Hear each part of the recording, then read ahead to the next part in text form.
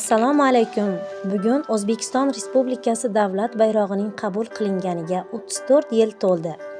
O'zbekiston Respublikasi davlat bayrog'i to'g'risidagi qonun 1991-yil 18-noyabrda O'zbekiston Respublikasi Oliy Kengashining navbatdan tashqari 7-sessiyasida qabul qilingan.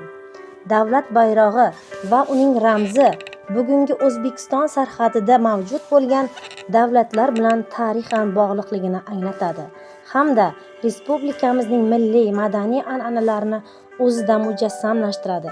Bayroqdagi moviy rang tiriklik mazmunini aks etgan mangu osmon va ob-hayot ramzi.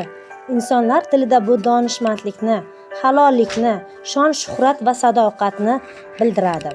Binobarin, Amir Temur davlati bayrog'ining rangi ham moviy rangda edi. Bayroqdagi oq rang muqaddas tinchlik ramzi bo'lib, u kun charog'onligi bilan uyg'unlashib ketadi.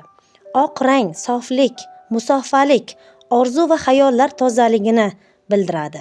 Yashil rang tabiatning yangilanishi, u ko'pgina xalqlarda umid, shodimonlik timsoli hisoblanadi. Qizil chiziqlar vujudimizda jo'shib oqayotgan hayotiy irmoqlarni anglatadi.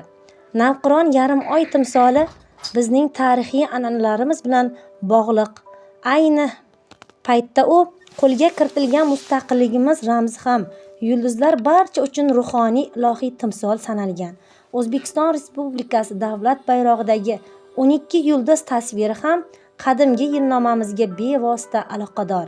Bizning 12 yulduzga bo'lgan e'tiborimiz O'zbekiston sarhadidagi qadimgi davlatlar tafakkuridagi nujun ilmi taraqqiy etganligi bilan ham izohlanadi. Davlat bayrog'imizning qabul qilinganligining 34 yil to'lishi munosabati bilan barcha yurtdoshlarimiz va millatdoshlarimizni muborakbod etamiz.